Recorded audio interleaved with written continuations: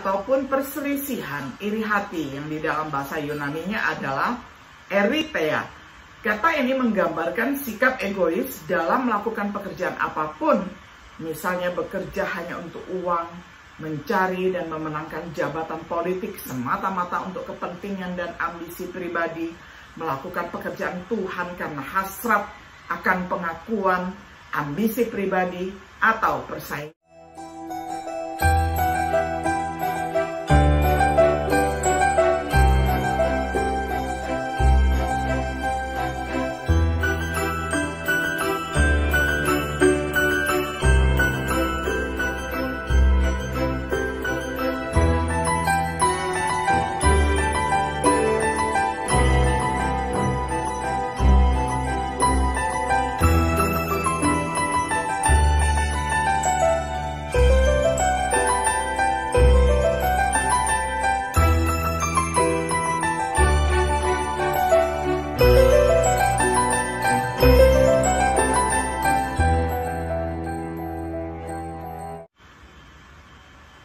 Shalom, sahabat Biblika yang dikasih oleh Tuhan. Senang sekali hari ini kita dapat berjumpa kembali di dalam acara Refleksi Sahabat Biblika. Pada hari ini kita tiba pada episode yang ke-24 di dalam serial pembahasan Kitab Galatia dengan tema Perbuatan Badani bagian yang kedua. Saya akan bacakan firman Tuhan untuk kita semuanya dari Galatia 5 ayat 19 sampai ayat yang ke-21. Saya akan bacakan untuk kita semuanya di dalam terjemahan sederhana Indonesia. Sebaliknya, kalau kita hidup menurut keinginan badan yang jahat, hasilnya jelas perbuatan-perbuatan dosa ini. Perzinahan, percabulan, persetubuhan yang tidak wajar, mengikuti hawa nafsu, menyembah berhala, terlibat dalam ilmu sihir, membenci orang lain, berkelahi, cemburu, mudah marah, mementingkan diri sendiri, menimbulkan perpecahan, mengikuti ajaran sesat, iri hati, membunuh, mabuk-mabukan, berpesta liar, dan semua dosa yang lain.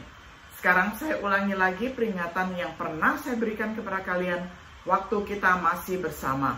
Orang-orang yang terus melakukan hal-hal seperti itu tidak termasuk warga kerajaan Allah. Sampai sedemikian jauh pembacaan firman Tuhan dari Galatia 5 ayat 19 hingga ayatnya yang ke-21.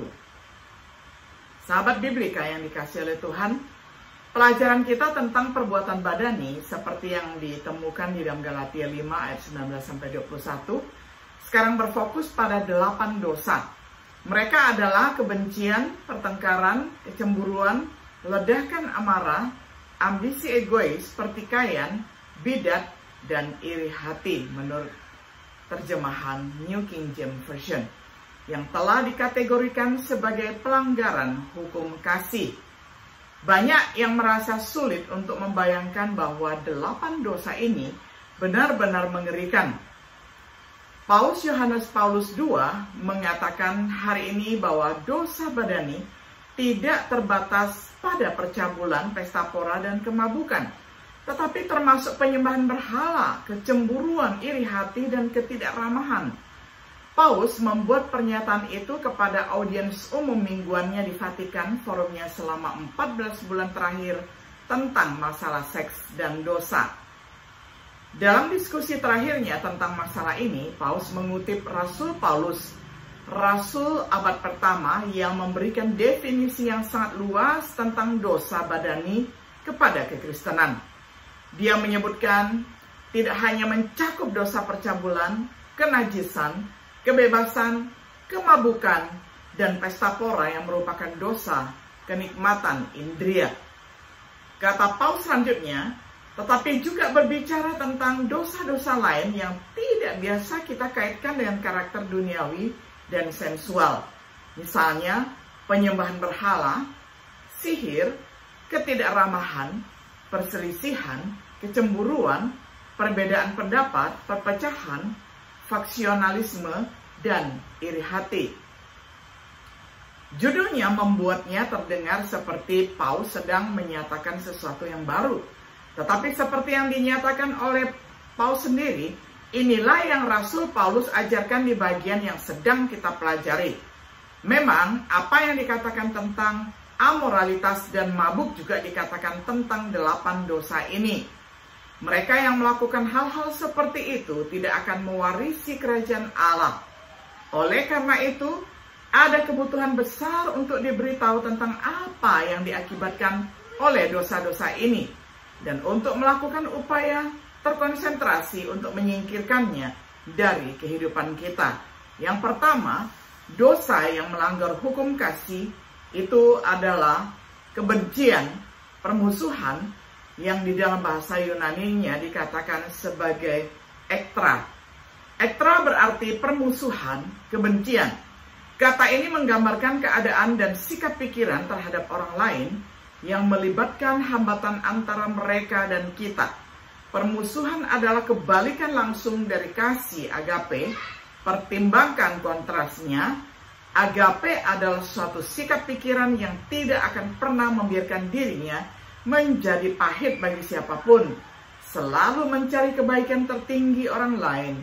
Ektra adalah sikap yang memasang penghalang dan penghunus pedang perpecahan. Ketika kita membiarkan pekerjaan badani memerintah kita, misalnya ektra, kita tidak dapat membiarkan roh menghasilkan buah yang tepat dalam hidup kita, ataupun buah dari agape. Yang kedua adalah permusuhan dan perselisihan, yang di dalam bahasa Yunani-nya dengan kata eris. Eris adalah ekspresi permusuhan atau kebencian. Itu adalah hasil dalam kehidupan nyata dari keadaan pikiran itu. Paulus menggunakan kata ini untuk menggambarkan salah satu kejahatan yang menjadi ciri khas dunia kafir. Dapat dibaca lebih jelas di dalam Roma 1 ayat 28 sampai 29. Sayangnya ini juga dapat menggambarkan kondisi yang mungkin ada di dalam sebuah gereja. Coba dibaca di dalam 1 Korintus 1 ayat 11, kemudian pasal 3 ayat 3. Dosa khususnya ini menyerang gereja lebih sering mungkin daripada banyak dosa lainnya. Karena kecenderungan kita untuk mengkategorikan dosa, kita mungkin membiarkan dosa ini berlama-lama dan bernanah lebih dari dosa-dosa seperti percabulan dan perzinahan. Namun dosa ini paling merusak persekutuan Kristen. Itu akan dengan mudah menghancurkan, mungkin bahkan lebih, sebuah jemaat lokal, hal seperti halnya dosa kenajisan moral, kecemburuan, emulasi, yang di dalam bahasa Yunani adalah zelos. Zelos bisa baik atau buruk, digunakan dengan cara yang baik. Misalnya di dalam Yesaya 9 ayat 7, semangat Tuhan semesta alam akan melakukan ini. Roma 10 ayat 1 sampai 2, mereka memiliki semangat untuk Tuhan. Ini digunakan untuk menggambarkan kegembiraan pikiran, semangat untuk sesuatu yang baik. Digunakan dengan cara yang buruk dilukiskan di dalam 1 Korintus 3 ayat 3, karena di mana ada kecemburuan. Dan kemudian juga 2 Korintus 12 ayat 20, karena aku takut jangan sampai ada kecemburuan. Semangat yang salah arah mengakibatkan bentuk kecemburuan dan iri hati yang merusak hubungan pribadi. Semangat yang salah arah sebagian besar diarahkan pada diri sendiri, yaitu egois. Ketika kita bersemangat untuk Tuhan, itu bagus. Ketika kita bersemangat demi kebaikan orang lain, itu bagus. Tetapi ketika kita cemburu karena alasan egois, itu salah. Kecemburuan seperti itu adalah tanda perbuatan badani dalam orang Kristen di dalam Korintus, yang tercatat di dalam 1 Korintus 3 ayat 1 sampai 3. Mengingat kedatangan Kristus, zelos ataupun iri hati adalah salah satu perbuatan kegelapan yang harus kita buang. Roma 13 ayat 11 sampai 14. Kemudian yang berikutnya, dosa yang berikutnya adalah api murka atau bangkitnya kemarahan, yang di dalam bahasa Yunani-nya adalah thumos. Kata ini menggambarkan api amarah yang berkobar menjadi kata-kata dan perbuatan kekerasan. Temperamen eksplosif yang tidak terkendali. Jangan dibingungkan dengan kemarahan yang benar, yang wajar dan terkendali, misalnya kemarahan Allah yang benar. Roma 2 ayat 4 sampai 11. Kemarahan yang dikendalikan dengan benar dan tidak diperbolehkan menghasilkan kesempatan untuk dosa. Efesus 4 ayat 26-27. Beberapa orang mencoba untuk memaafkan kemarahan mereka yang meledak-ledak hanya sebagai sesuatu yang keturunan, dengan mengatakan, aku memang begitu, saya hanya seorang dari suku tertentu yang berapi-api, seorang yang bertemperamen panas, dan lain sebagainya. Ini adalah sifat manusiawi ketika defensif. Tetapi orang Kristen tidak peduli apa sifat mereka. Kita sebagai orang Kristen diberkati untuk menjadi bagian dari sifat ilahi, dan karena itu harus menyingkirkan hal-hal seperti yang sudah disebutkan tadi. Menurut 2 Petrus 3 ayat 3-4, Efesus 4 ayat 31-32, Kolose 3 ayat 8-11. Kemudian dosa yang berikutnya adalah ambisi diri ataupun perselisihan, iri hati, yang di dalam bahasa Yunaninya adalah eritheia.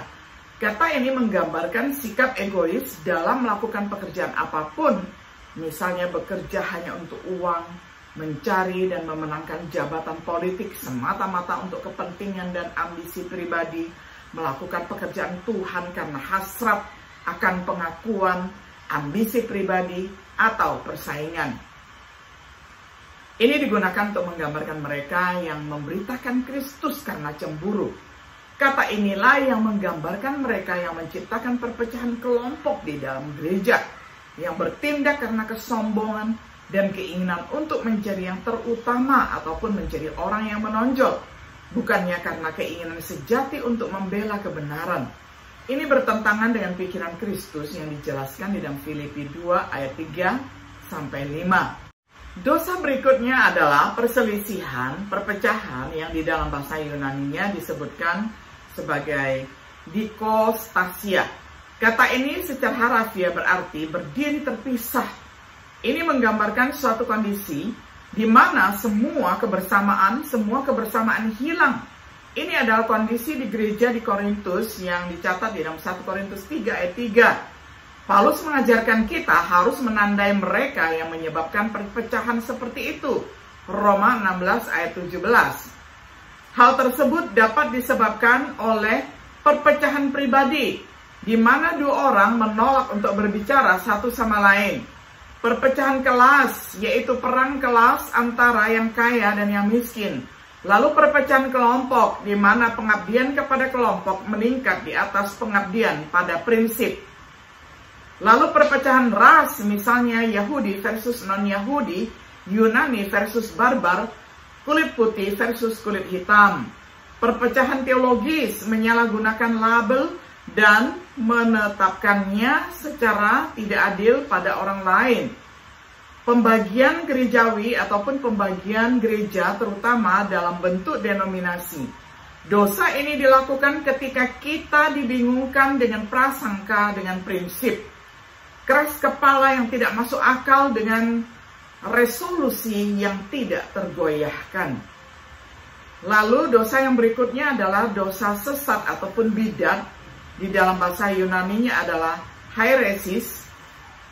Ini yang paling sering menunjukkan kelompok yang termaksud dalam aliran pikiran atau tindakan tertentu seperti sekte orang Saduki. Kemudian imam besar itu dan sekutunya mulai bertindak terhadap para rasul karena mereka iri hati. Semua sekutu imam besar termasuk kelompok Saduki. Kisah Para Rasul 5 ayat 17. Atau sekte orang Farisi, tetapi beberapa pengikut Kristus yang sebelumnya termasuk kelompok Farisi berdiri dan berkata, orang-orang percaya yang bukan Yahudi harus disunat, dan kita perlu menyuruh mereka menaati semua hukum Taurat. Kisah Rasul 15 ayat 5. Petrus menggunakannya untuk menggambarkan guru-guru palsu yang akan membawa perpecahan yang merusak, yakni di dalam 2 Petrus 2 ayat 1. Jadi ini mengacu pada perpecahan, terutama yang disebabkan oleh ajaran sesat. Kata ini berarti suatu kepercayaan atau doktrin yang bertentangan dengan ortodoksi atau kebenaran. Lalu dosa yang berikutnya adalah iri hati. Dalam bahasa Yunaninya adalah tonos. William Barclay menawarkan perbedaan antara tonos dan zelos. Zelos adalah kecemburuan yang menimbulkan kesan dendam. Sedangkan tonos adalah kecemburuan yang telah sampai pada perbuatan permusuhan. Kita juga dapat menambahkan perbedaan ini. Zelos kurang serius, kurang pahit, kurang ganas dari tonos. Tapi zelos, jika tidak ditangani dengan hati-hati, bisa mengakibatkan tonos. Sedangkan zelos memiliki indera baik dan buruk. Sedangkan tonos selalu buruk. Tonoslah yang menggerakkan para pemimpin Yahudi untuk menyerahkan Yesus pada Pilatus. Bisa dibaca di dalam Matius 27 ayat 18. Tonos adalah indikasi dari pikiran terkutuk yang telah menyangkal Tuhan. Roma 1 ayat 28 sampai 29. Ini sering merupakan hasil dari perjuangan atas kata-kata 1 Timotius 6 ayat 3 dan 4. Ini adalah tipikal kehidupan kita sebelum menerima keselamatan. Titus 3 ayat 3. Karena itu lepaskanlah dirimu dari segala macam kejahatan. Jangan berbohong, jangan bersikap munafik, jangan iri hati, dan jangan membicarakan kesalahan orang lain, apalagi memfitnah. 1 Petrus 2 ayat 1. Sebagai kesimpulan, pembunuhan menurut King James Version dan New King James Version tidak ditemukan dalam manuskrip tertua dan dengan demikian dihilangkan dalam beberapa terjemahan. Meskipun tentu saja merupakan pelanggaran hukum kasih, dapat dibaca di dalam Roma 13 ayat 3. Pembunuhan jelas sekali melanggar hukum kasih. Ini adalah dosa yang bahkan mereka yang membenci pun bersalah. 1 Yohanes 3 ayat 15. Mengapa dosa-dosa seperti itu termasuk dalam perbuatan daging ataupun perbuatan badani? Karena apa yang Yesus lakukan di kayu salib memang benar bahwa dia mati untuk mendamaikan manusia kembali dengan Allah. 2 Korintus 5 ayat 18-21. Tetapi juga untuk mendamaikan manusia kembali dengan manusia dalam satu tubuh Kristus. Tetapi walaupun dulu kalian sangat jauh dari Allah, sekarang kalian sudah dibawa dekat kepadanya karena kalian bersatu dengan Kristus Yesus dan sudah disucikan melalui kurban darahnya.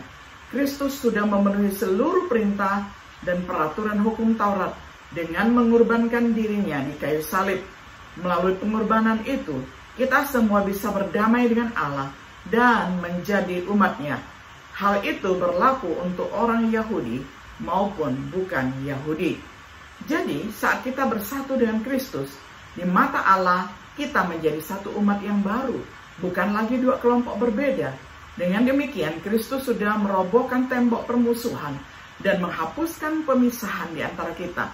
Sekarang kita semua dari bangsa manapun menjadi seperti satu tubuh di mana setiap anggotanya berdamai dengan Allah. Efesus 2 ayat 13-16. Karena kita harus melestarikan rekonsiliasi ini, bukan hanya rekonsiliasi vertikal yang kita miliki dengan Tuhan, yang kita pelihara dengan menjalani kehidupan yang kudus. Itulah sebabnya kita juga harus menghindari dosa kenajisan moral, tetapi juga rekonsiliasi horizontal yang kita miliki satu sama lain, yang kita pelihara dengan memelihara kesatuan roh dalam tubuh damai sejahtera, dapat dibaca di dalam Efesus 4 ayat 1-3. Oleh karena itu, pelanggaran hukum kasih membatalkan pekerjaan Kristus di kayu salib. Beranikah kita melakukan dosa kenajisan moral untuk membahayakan rekonsiliasi kita dengan Tuhan? Kita juga tidak boleh melanggar hukum kasih dan membahayakan rekonsiliasi kita satu sama lain. Mereka juga mencegah kita menghasilkan buah roh dalam hidup kita. Karena dosa-dosa seperti itu tentu saja bertentangan dengan pimpinan Roh Kudus, membuat kita tidak mungkin menikmati kasih, kegembiraan ataupun sukacita, kedamaian. Menurut Galatia 5 ayat 22. Pelajaran kita berikutnya di episode 25 besok akan menyimpulkan pandangan kita pada perbuatan daging ataupun perbuatan badani dengan memperhatikan dosa-dosa tidak bertarak. Sahabat Biblika yang dikasih oleh Tuhan, kita sudah mengikuti episode yang ke-23, 24, dan besok 25 itu membahas tentang hal yang sama, yakni tentang perbuatan-perbuatan badani.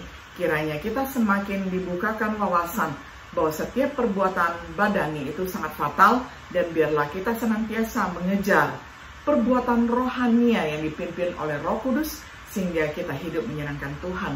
Kiranya Roh Kudus senantiasa yang akan memberikan pencerahan, kekuatan, kesabaran, sukacita, serta memberkati kita selalu. Shalom.